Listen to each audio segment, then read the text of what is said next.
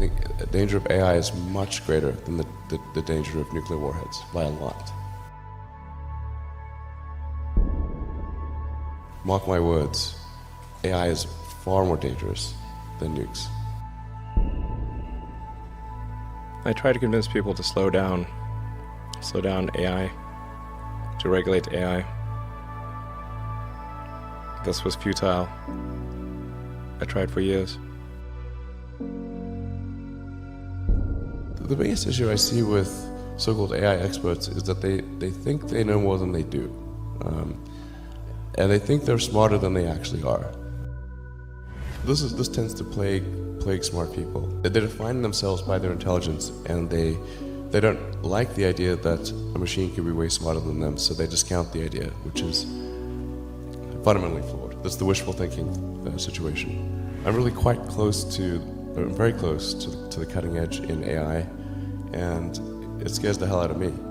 It's capable of vastly more than almost anyone knows, and the rate of improvement is exponential. It feels like we are the biological bootloader for AI, effectively. We are building it. And then we're building progressively greater intelligence. And the percentage of intelligence that is not human is increasing. And eventually, we will represent a very small percentage of intelligence. It's going to come faster than anyone appreciates. I think it's with each passing year, the sophistication of computer intelligence is growing dramatically. I mean, I really think we're on an exponential improvement path of artificial intelligence. And the number of smart humans that are developing AI is also increasing dramatically. I mean, if you look at like the attendance at the AI conferences, they're doubling every year. They're getting full. I have a sort of a young cousin of mine who's graduating from Berkeley in computer science and physics, and I asked him, like, well, how many of the smart students are studying AI in computer science? And the answer is all of them. With a better approach or better outcome is that we achieve democratization of AI technology, meaning that no one company or small set of individuals has control over advanced AI technology. I think that's very dangerous. It could also get stolen by somebody bad, you know, like some evil dictator of the country could send their intelligence agency to go steal it and gain control. It just becomes a very unstable situation, I think, if you've got any incredibly powerful AI. You just don't know who's going to control that. So it's not as though I think that the risk is that the AI would develop a will of its own right off the bat. I think it's more that's the concern is that someone may use it in a way that is bad, and even if they weren't going to use it in a way that's bad, that somebody could take it from them and use it in a way that's bad. That I think is quite a big danger. We are, all of us already are cyborgs. So you have a machine extension of yourself in the form of your phone and your computer and all your applications. You are already superhuman. But by far, you have more power, more capability than the President of the United States had 30 years ago.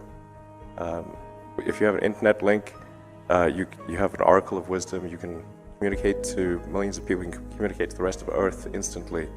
I mean, these are magical powers that didn't exist not that long ago. So everyone is already superhuman. I think the singularity is probably the right word, because we just don't know what's going to happen once there's intelligence substantially greater than that of a human brain. I mean, most of the movies and TV featuring AI, they don't describe it in quite the way it's likely to actually take place. But I think you just have to consider, like, even in the benign scenario where if AI is much smarter than a person, what do we do?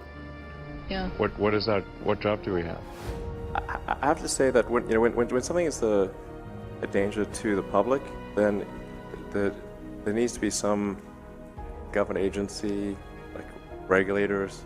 The fact is, like, we've got regulators in, the aircraft industry, car industry, with drugs, food, and anything that's sort of a public risk. I think this has to fall into the category of a public risk.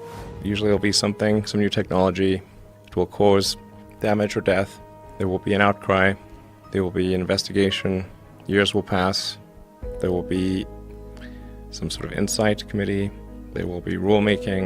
Then there will be oversight, eventually regulations. This all takes many years. This is the normal course of things. If you look at, say, automotive regulations, how long did it take for seatbelts to be implemented, to be required? The auto industry fought seatbelts, I think, for more than a decade.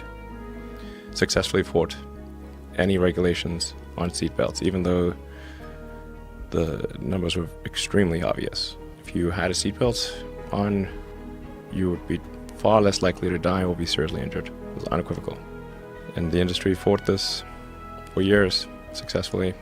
Eventually, after many, many people died, regulators insisted on seatbelts. This time frame is not relevant to AI. You can't take 10 years from the point at which it's dangerous. It's too late. I'm not normally an advocate of regulation and oversight. I think one should generally err on the side of minimizing those things. But this is a case where you have a very serious danger to the public. And so therefore there needs to be a public body that has insight and then oversight to confirm that everyone is developing AI safely. This is extremely important. I think the danger of AI is much greater than the danger of nuclear warheads by a lot. And nobody would suggest that we allow anyone to just build nuclear warheads if they want. That would be insane. So why do we have no regulatory oversight? This is insane. And the intent with OpenAI is to democratize AI power. There's a quote that I love from Lord Acton. He was the guy that came up with power corrupts and absolute power corrupts absolutely, which is that freedom consists of the distribution of power and despotism in its concentration. And so I think it's important, if we have this incredible power of AI, that it not be concentrated in the hands of a few and potentially lead to a world that we don't want. I'm not really all that worried about the short-term stuff. The things that are, like narrow AI is not a species-level risk. It will result in dislocation, in lost jobs, and sort of better weaponry and that kind of thing. But it is not a fundamental species-level risk, whereas digital superintelligence is.